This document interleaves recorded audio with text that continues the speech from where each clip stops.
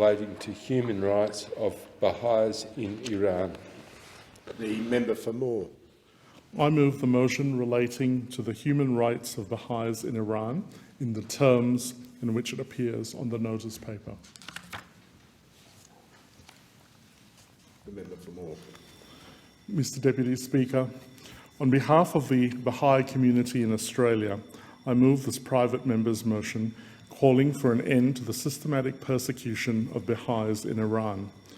The freedom to practice one's chosen religion is a fundamental right that forms the core of our democratic beliefs in Australia. As we speak, a bill guaranteeing religious freedom is about to be introduced into this Parliament during this current session. Our society allows freedom of religion, free from persecution, intimidation, and harassment. It is our sincere hope that the international religious tolerance will spread like a light throughout the world. It is incumbent upon us as elected representatives in a free society to call upon foreign governments around the world, including countries such as Iran, to respect the freedom of religion and to allow their citizens to worship freely and peaceably with tolerance. In raising public awareness of this issue, it is hoped that world attention will be focused on addressing this grave injustice. Baha'is have remained peaceful and active members of Iranian society. They pose no threat to the government. They are not aligned with any political ideology or opposition movement, nor do they engage in subversive activity or violence. Baha'is have turned to those legal recourses available to them and sought to create their own opportunities for education and economic growth despite efforts by authorities to deny their rights. Their response to persecution has been characterized as constructive resilience. Baha'is in Iran are frequently subjected to raids on their homes or workplaces, confiscation of property, arrests, and long periods of solitary confinement and interrogation. They are tried on spurious charges such as membership of an illegal organization, acting against national security or propaganda against the regime, and sentenced to prison terms of up to 10 years. Under the presidency of Hassan Rouhani, the Baha'i international community documented at least 676 arrests of Baha'is and summons to prison. In the past year alone, there have been over 47 arrests. The law is being used to forcibly confiscate and sell the lands owned by Baha'is. Lands belonging to Baha'is in the provinces of Semnan, Rushanuk, and Ilvel have been confiscated. Additionally, since 2016, at least 491 Baha'i-owned shops have been closed. In moving this motion for an end for the systematic persecution of Baha'is by the government of Iran, and more broadly an end to persecution of Baha'is by governments across the world, I urge all governments to consider the potential contributions that can be made to society by allowing Baha'is to freely practice their religion, free from persecution, intimidation, and harassment. International monitoring constitutes a vital safeguard for the protection of Baha'is in the community. Whenever this issue is publicized, discussed in parliaments, or raised with Iranian officials, it sends a signal to the Iranian government that it is being held to account for its actions. We call upon the Iranian government specifically to allow Baha'is to freely practice their faith and not be subjected to arrests and imprisonment for their beliefs, to earn a livelihood, to access higher education, and not be subjected to hatred and discrimination as a result of misinformation about their beliefs. There is a strong Baha'i community in Western Australia, in particular in the northern suburbs of Perth. I have been fortunate enough to meet many Baha'is living in my electorate and also the surrounding suburbs. Through my association with the local Baha'i community over a number of years, I have observed its members as being peaceful, tolerant, and family-orientated. The religion could not be described as fundamentalist or extremist in nature. Rather, it is very moderate in its nature. As I have become more familiar with individual members and their local spiritual assembly, what greatly impresses me generally about the Baha'i community in Australia is the ability of its members to integrate and assimilate into Australian society. Is there a seconder for the member's motion? Member Yes, for Deputy Wills. Speaker. Thank you. I second the motion, and I thank the member for Moore for bringing this motion to the House to highlight the unfortunately ongoing persecution of members of the Baha'i faith in Iran. The people of the Baha'i faith in my electorate of Wills and across Australia are deeply concerned about their brothers and sisters in faith in Iran, as they should be. Since 1979, the government of Iran has made it official policy to discriminate against and persecute members of the Baha'i community, Iran's largest non-Muslim religious minority. In 2016, the UN Secretary-General Ban Ki-moon described Baha'i as the most severely persecuted religious minority in Iran.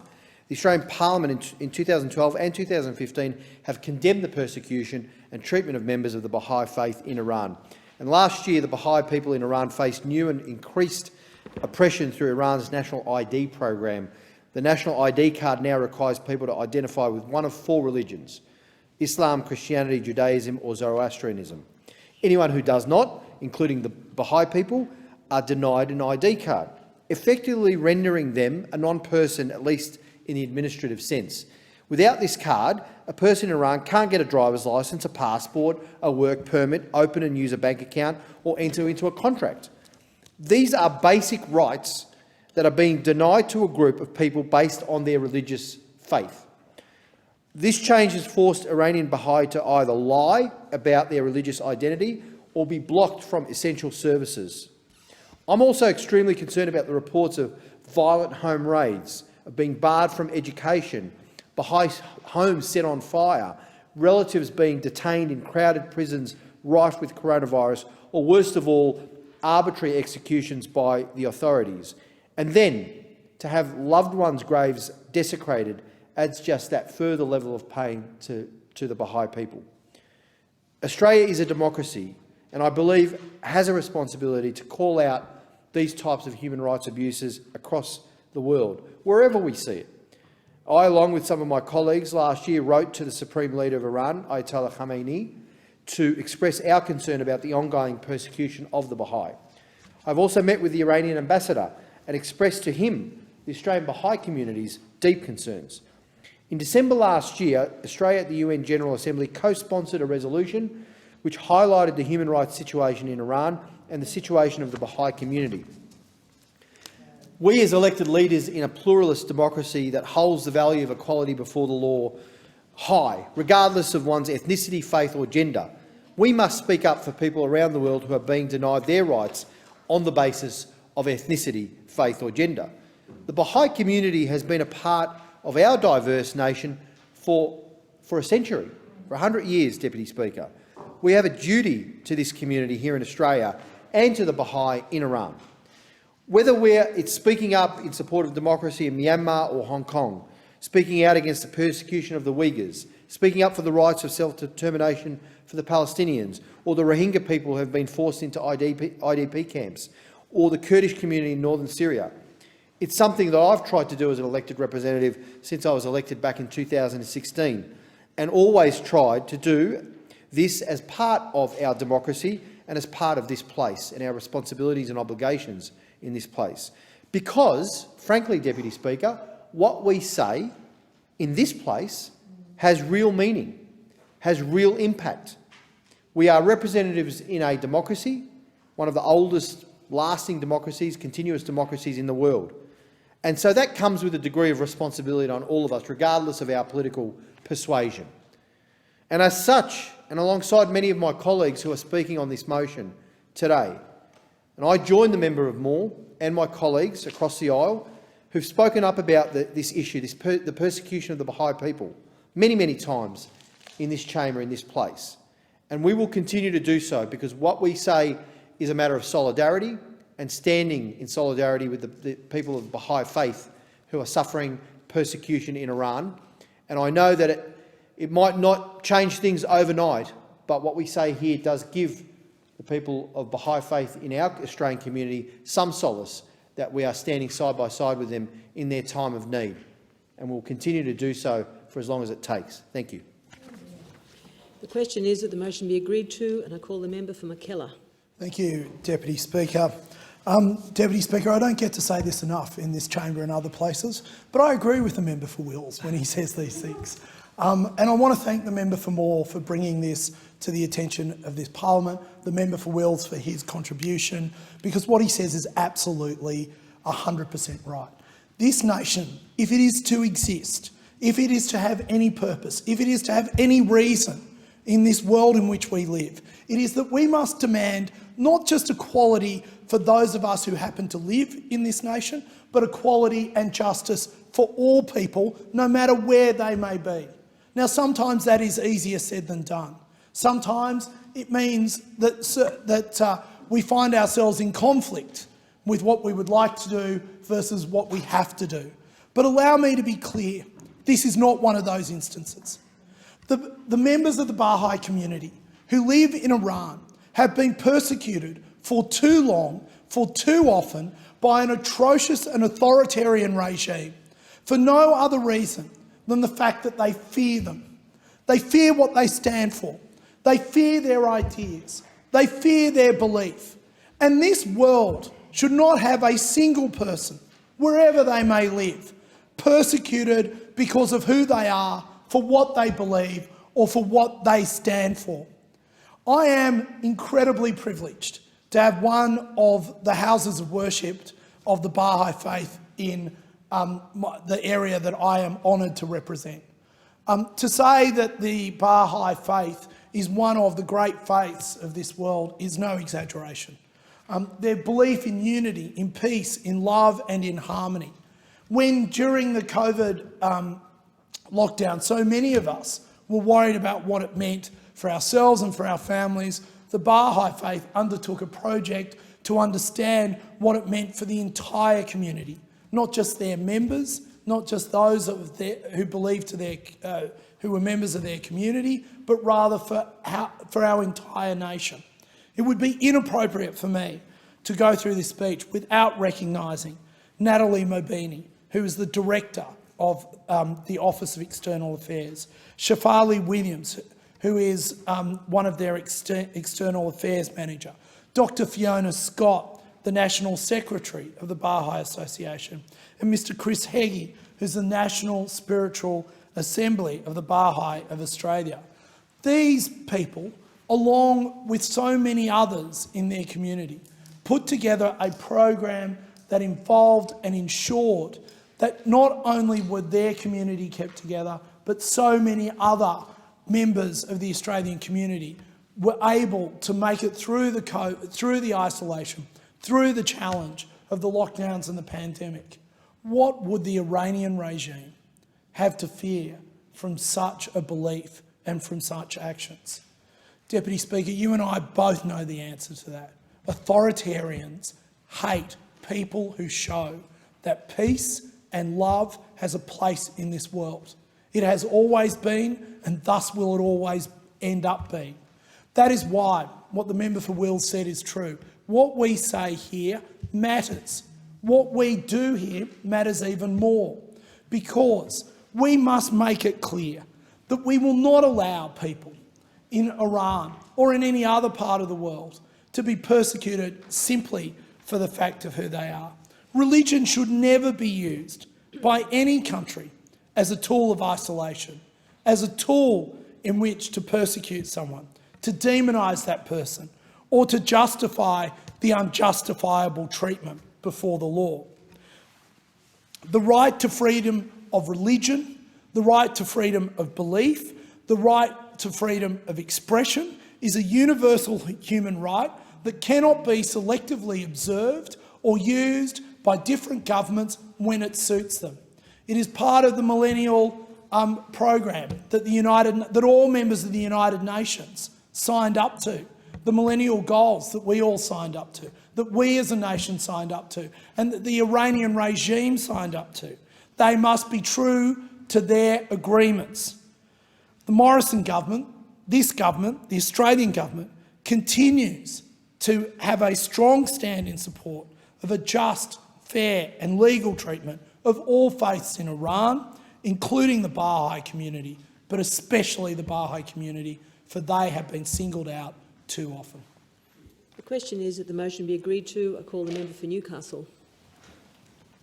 Thank you, Deputy Speaker, and I'm very pleased to rise to contribute to this motion, recognising the people of the Baha'i faith and acknowledging their contributions, ongoing contributions to our society.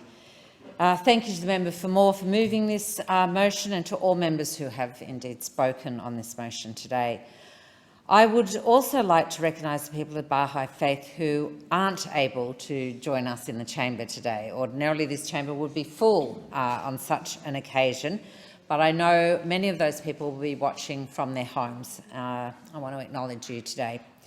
I note that this month marks the centenary of the death of the Abdul Baha, and people the world over are remembering his life and work, and all of those amazing people who came to know him. The Baha'i faith is one of peace and inclusion, as we've heard from many of my colleagues today. It recognises the value and worth of all religions, and sees the inherent unity of all people. It actively rejects the damaging scourge of racism, prejudice and discrimination. At a time when we are seeing communities and countries across the globe splinter, fracture, fragment through hatred and division, it is clear that there is much to learn from faiths like the Baha'i and the belief system they have. The people of the Baha'i faith come from all walks of life, represent many sectors in our community. In my electorate of Newcastle, there is a vibrant and deeply committed Baha'i community. It's a welcoming group of wonderful people, and I am particularly want to take time today to acknowledge the contribution of Tom Jones, who sadly passed last year from my community. Tom was a long-time volunteer Baha'i chaplain at the University of Newcastle. He led the Spiritual Assembly of the Baha'i in Newcastle. He was an incredibly determined advocate and stood up always to be counted in the face of intolerance, discrimination, prejudice and indeed the persecution of Baha'i people overseas. I'm so grateful for Tom's ongoing advocacy, his efforts with the Baha'i community, both in Newcastle and on an international level. I'd also like to acknowledge the work of the current Secretary of the Newcastle Baha'i community, Johanne Tonkin, for her and the team that she leads, their incredible hard work and dedication. I'm glad that Australia is a place where all people can practice their faith freely. Regrettably, this isn't the case everywhere. Last time I rose in this place to speak on the Baha'i, I reflected on the appalling treatment of Iran's 300,000 Baha'i followers. Despite the economic and health crisis afflicting Iran, the systemic program of persecution against the entire Baha'i community has increased in its intensity over the past year. The number of pending court cases against Baha'i has steadily increased during the coronavirus pandemic. Hundreds of Baha'i-owned shops remain sealed by authorities, depriving thousands of a viable income. The entire public sector and numerous professions remain blocked to the Baha'i. University studies remain inaccessible. The authorities have leveraged the internet to spread hate speech about Baha'i and their faith and their beliefs to various segments of the society. A recent alarming development which occurred in late 2020 was a final and binding court decision which determined Baha'is' ownership of their own homes and farmlands in the village of Ival to be illegitimate. Numerous Baha'i families in this village in the province of Mazandaran, who had farmed their land for generations, had their homes destroyed and property confiscated for the sale to other villages. In recent months, the Iranian government's decades-long campaign of hate speech and propaganda against the Baha'i in Iran has reached new levels, increasing in both sophistication and scale. Australia must always... Order. The member will resume a seat. The division has been called for in the House. The proceedings are suspended to enable honourable members to attend the division. The proceedings will resume when the chair of the Federation Chamber is resumed at the conclusion of the division or subsequent divisions.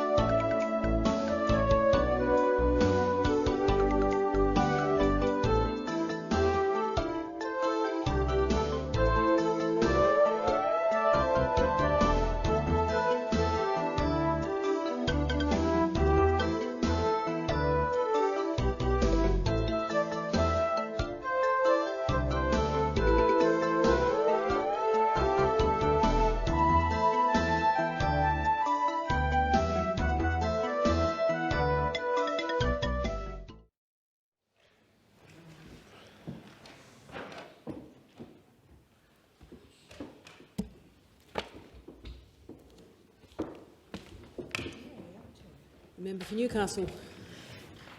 Thank you, Deputy Speaker. And notwithstanding the vile ongoing campaign I was referring to against the Baha'i in Iran, Australia must continue to robustly defend human rights of the Baha'i wherever they face persecution across the world. That is our responsibility, and that is the job we must do.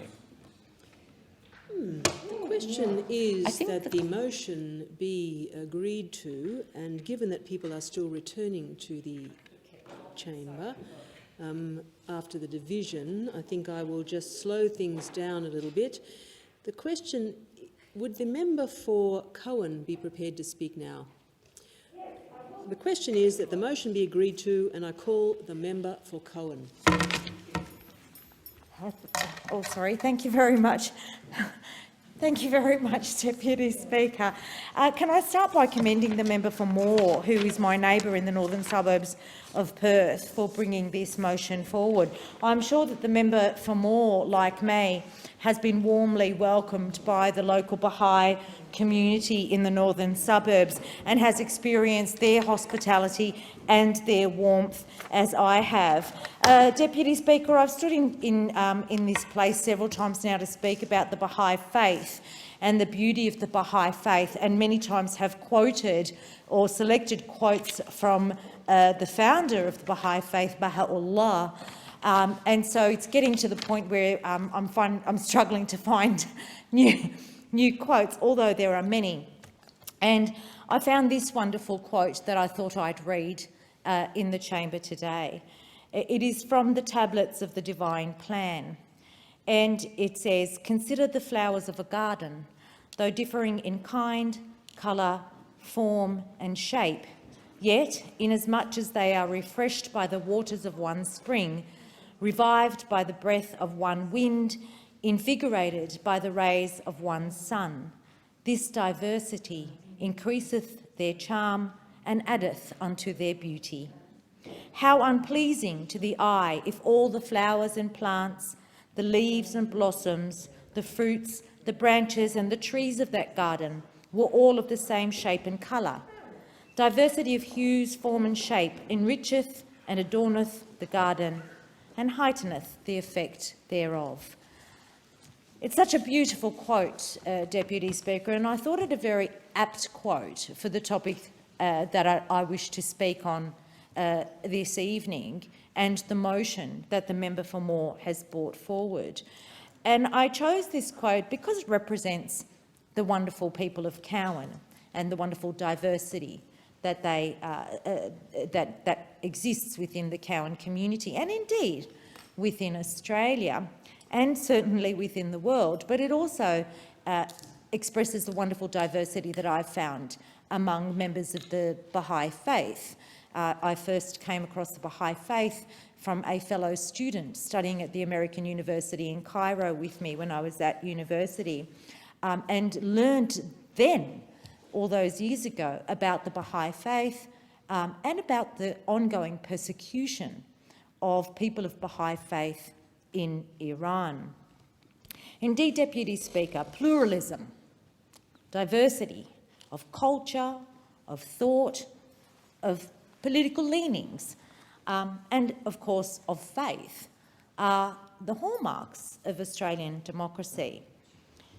Pluralism and diversity is valued within the Baha'i faith. There are many, many more quotes that I could have chosen that express the peace, the love, the harmony, the unity that are core tenets of the Baha'i faith, as many of the previous speakers have also alluded to. And so, considering the love of diversity, the openness of the Baha'i faith, the openness with which members of the Baha'i faith community have welcomed myself as a Muslim, other members of Parliament of other different faiths, it is quite astounding that we're standing here today to speak about their persecution in Iran and the inability of such a gentle and peaceful people of faith to be able to practice their faith in Iran. Like other members who have spoken today, I welcome the 16th of December resolution by the United Nations calling on Iran to uphold the rights of all its citizens, recognising, accepting, and not just accepting, going beyond acceptance, going beyond tolerance to respect different faiths, and the plurality of faith is a basis of a universal human rights. It is a cornerstone of Australian democracy. And freedom of faith, freedom to practice one's faith, freedom to choose what one you want to believe in is, of course, a basic human right. Like other members here, I call on the Iranian regime to end its continued discrimination and persecution of people of Baha'i faith, and I lend my support to the Baha'i community in Australia. Order. The question is that the motion be agreed to, and I give the call to the member for Indi. I'm so pleased to rise and speak in support of this motion today, and I thank the member for Moore for his initiative, as well as the work of many others in this place, including the member for Wills and the member for Newcastle. I'm proud to represent a strong Baha'i community on the border in Albury-Wodonga. Recently, I met with local leaders Ben Mizhagi and Vida Bayani to hear how the Baha'i community has fared during the COVID pandemic, and I was inspired by efforts throughout their community to come together and to support one another. The community held weekly and fortnightly Zoom meetings to keep in touch, to share prayers, to offer support and honour the idea of family and friendship, which is so fundamental to their lives. Ben and Vida also spoke of the timely publication of Light and Mercy, a compilation of Baha'i texts about mental health and resilience during difficult times. When restrictions eased, the community also organised day trips across the region to museums and other social events that families and friends could connect again. Ben also spoke proudly that near 100% of the Baha'i community have been vaccinated on the border, and that is just a remarkable effort. The principles of the Baha'i faith were central to this accomplishment, particularly the ideas of unity and the importance of placing the community ahead of oneself. What a beautiful message to convey to this House. I also had the opportunity to speak with Ben and Vida about this motion and the desperate situation the Baha'i community in Iran finds itself in. Bahais, who are Iran's largest non-Muslim religious minority, are routinely arrested, detained and imprisoned in Iran. The Baha'i are barred from holding government jobs, and their shops and businesses are routinely closed or discriminated against. Many are also unable to attend schooling, and those who try to organise education for the Baha'i informally are often arrested and detained too. Order. A division has been called for in the House. The proceedings are suspended to enable honourable members to attend the division. Proceedings will resume when the chair of the Federation Chamber is resumed at the conclusion of the division or subsequent divisions.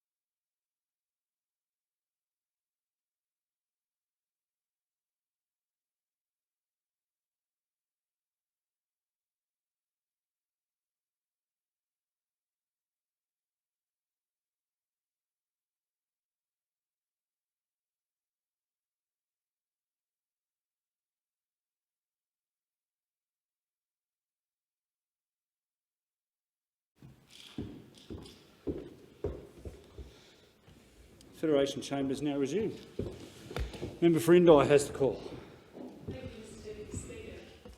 The persecution and human rights abuses are countless.